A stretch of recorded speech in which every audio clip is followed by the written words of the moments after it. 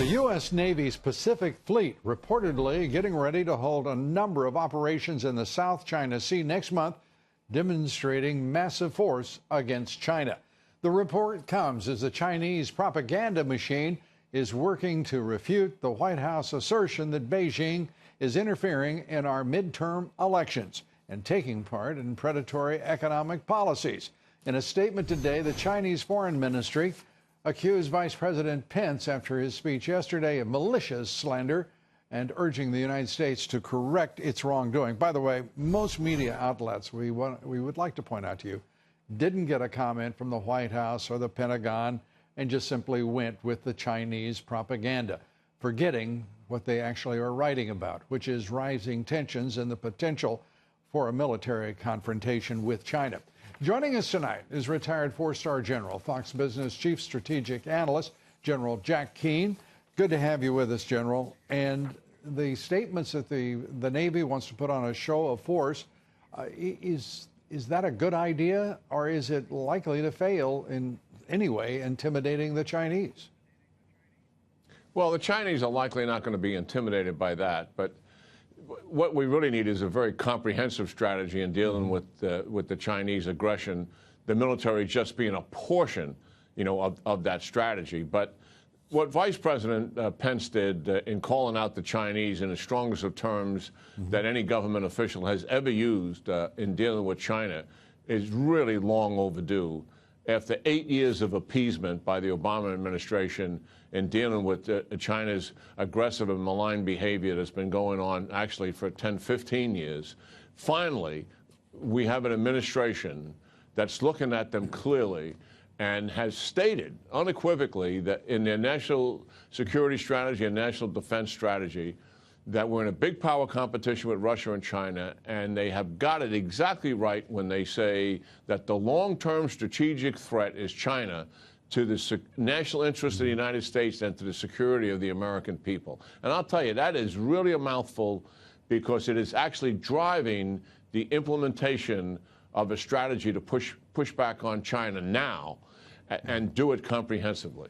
Is one of the country's most distinguished generals, vice chair of the Army staff. Let me ask you this: why the South China Sea?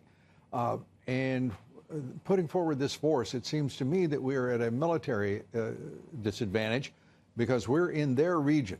We're on their doorsteps. We are within their, if you will, hegemony. And that makes for a very difficult display of force that would have the effect that apparently some of the leaders in the Navy want to have. Yeah.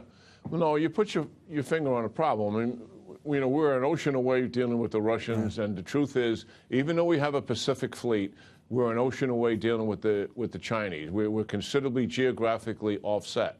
All that said, what China's near-term objective is to control and dominate the Indo-Pacific region with the focus on the South China Sea and the Western Pacific.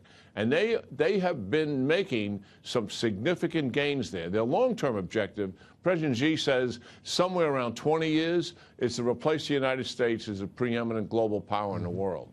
Now, what we have had them doing is they're conducting what they call this thing unrestricted warfare. But what that term means to them is that they will pursue their geopolitical objectives that I just mentioned, control and domination in the near term, and then replace the United States, and do that with all the means at their disposal short of war. They don't want to go to war with the United States, but they will use economic warfare. Them, I would assume. Yeah, that's correct. So economic warfare, that's tariffs, that's stealing intellectual property. Sure. It's these high-interest loans with emerging nations where they default. Then they do, and we've seen this, massive influence campaigns where they're meddling in our elections, and that's what Vice President Pence is doing. Right. They're meddling in all the elections in the Pacific, to include Australia. When President Trump pointed out that they were meddling in our elections, trying to intervene, carrying out a propaganda campaign in our own country, he was met in some quarters with derision because they said it just couldn't be. And sure enough, we're looking at the Des Moines Register with inserts. We're watching the national media and local media outlets taking all of this nonsense from the Chinese minister in this country and as well as in Beijing, and just simply spreading it around without any comment. It seems to me we're right now, this president promised we'd have a smart government. And I have to tell you, that means a very, very smart military.